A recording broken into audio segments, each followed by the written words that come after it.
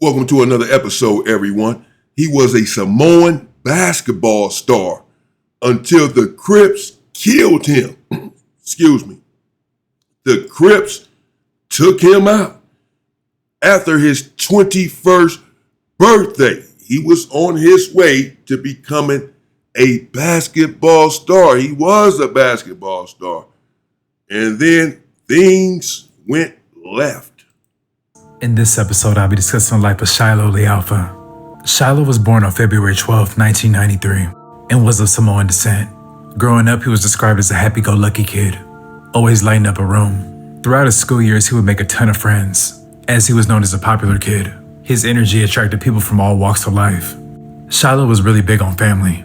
Sunday family day would be a part of his weekly routine. Bonfires and barbecues, his family was tight-knit.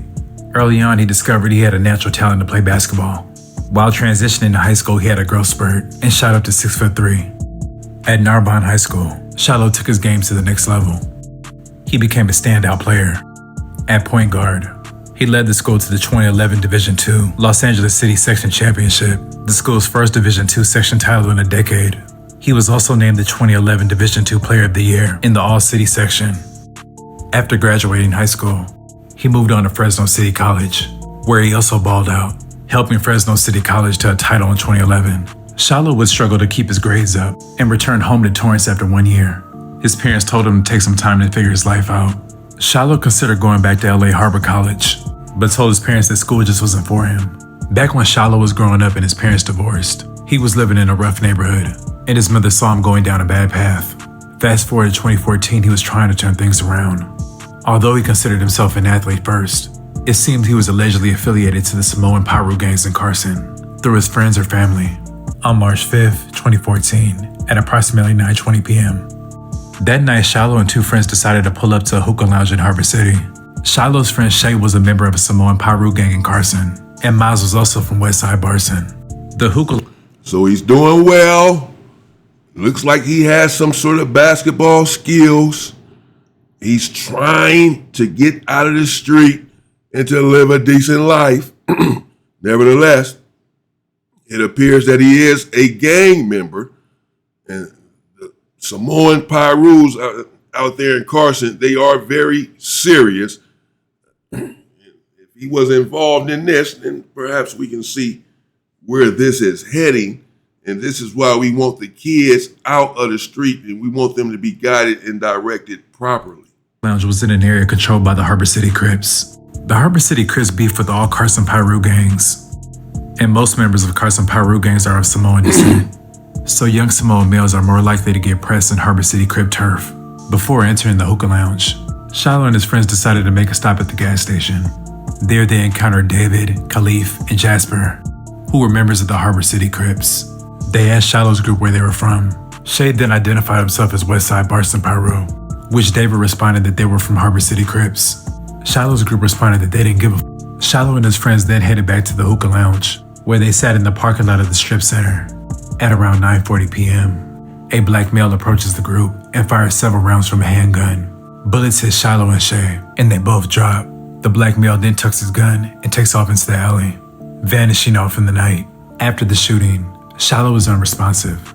Shay was... Hey. So this was sometime after the confrontation. They had a confrontation there at the gas station. Where you from, man?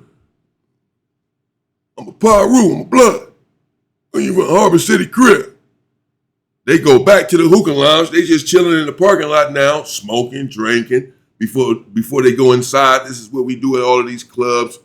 The party is outside in the parking lot oftentimes. Sitting in their car just chilling, and someone looks like then came back and gunned them down. Two individuals. Let's see what happened with the second one. But Shiloh is sitting there on the ground unresponsive, but he had banged his hood there at the gas station and said where he was from. And that's the problem a lot of times with a lot of these individuals in the street is that we are straddling the fence. On the one hand, we're trying to do right, go to school, work, take care of our children, etc. And on the other hand, we're in the street when we get off of work. And we really can't have it both ways. had to make a decision, and hopefully the right one, which is not to be in the street, because the streets offer nothing. They have nothing to offer but death and destruction. That's it. Turmoil, life in prison, nothing else. Make a decision to get out of the street and stand on it. Bleeding profusely, and their friend Miles left the scene unscathed.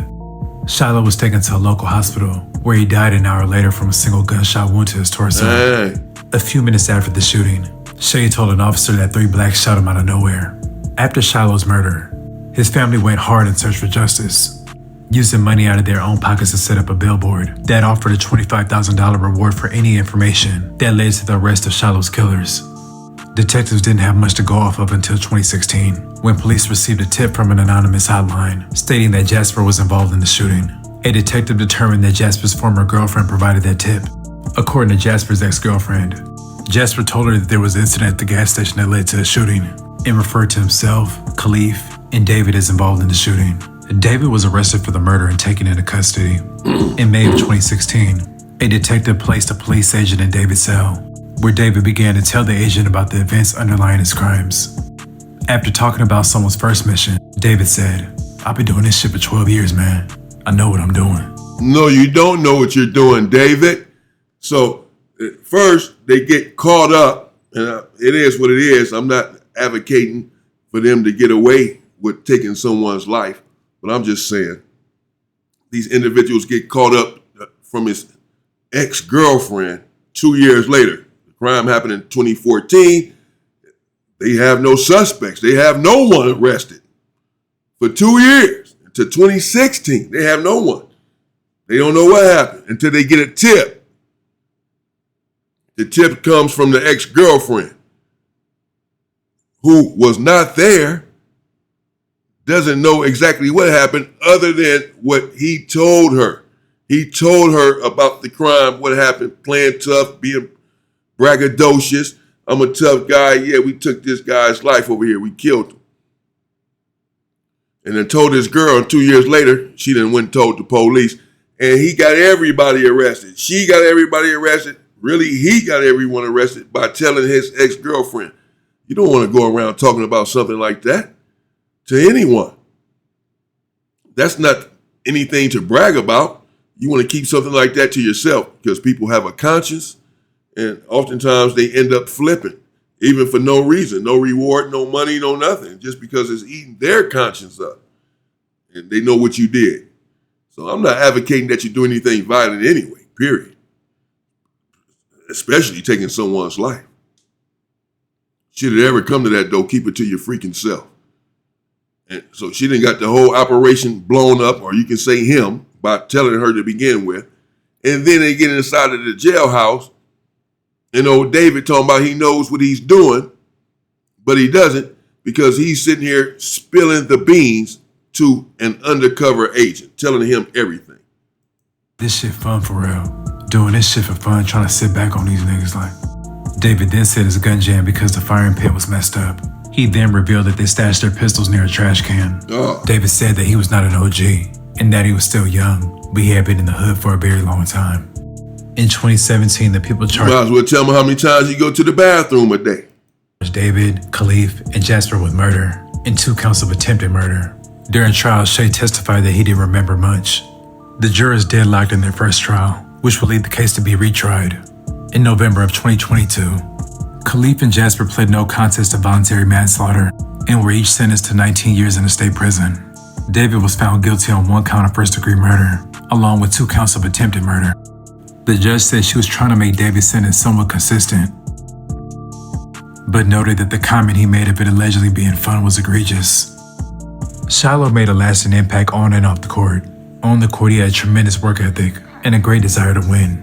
Off the court, he was loved by many and was always giving off a positive frequency. Hey, man.